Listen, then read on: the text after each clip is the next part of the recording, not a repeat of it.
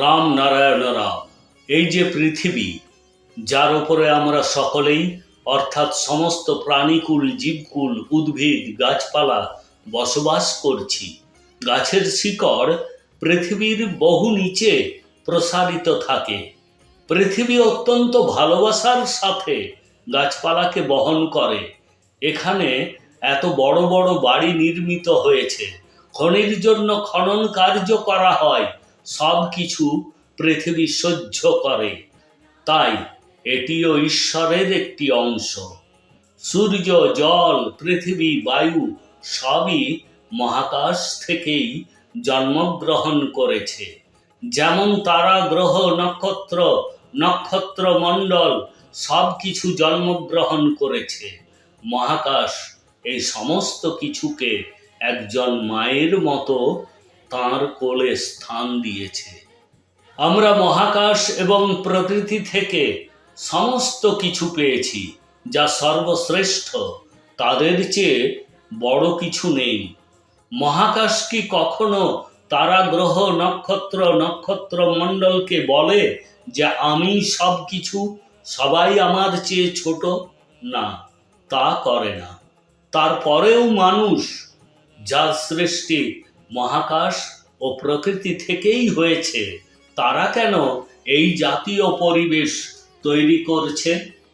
মানুষ কেন বলে যে আমি সব? এই সমস্ত কিছু সহ সকল মানুষের স্বভাবের পরিবর্তন করা আজ ভীষণ প্রয়োজন, যাতে এই পৃথিবীতে সবাই সমান অধিকার নিয়ে থাকতে পারে।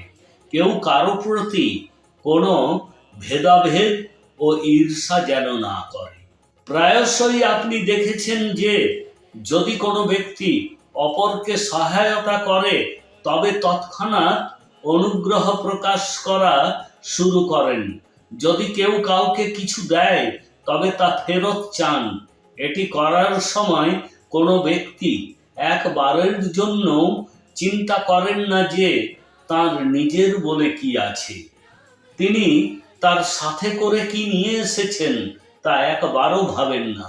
তিনি যা কিছু পেয়েছেন মহাকাশ এবং প্রকৃতি থেকেই পেয়েছেন।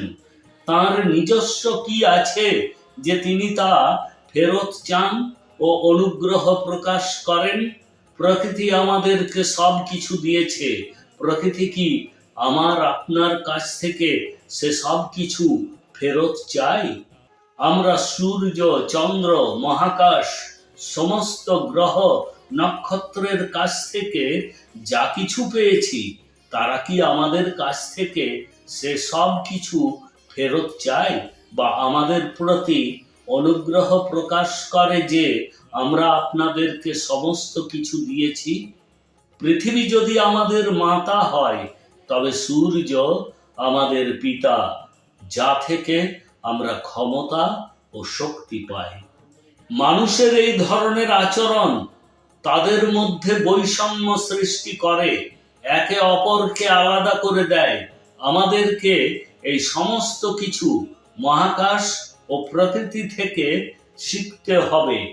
সূর্য কখনোই বলে না যে আমি এই বর্ণ বা এই জাতের মানুষকে আমার আলো দেব, বা এই ধর্মের মানুষকে আলো দেব না।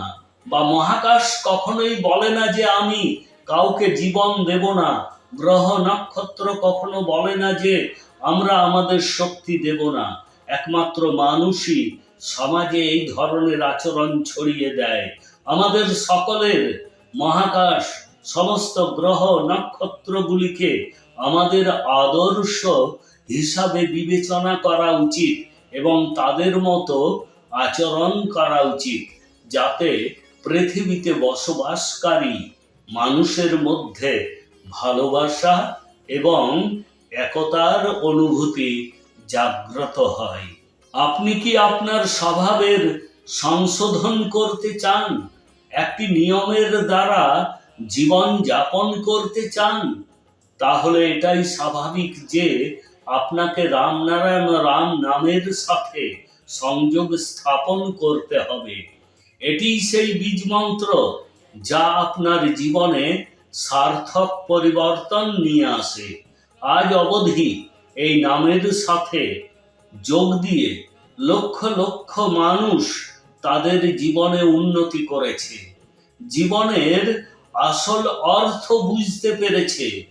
তাহলে আপনি কেন বিলম্ব করছেন?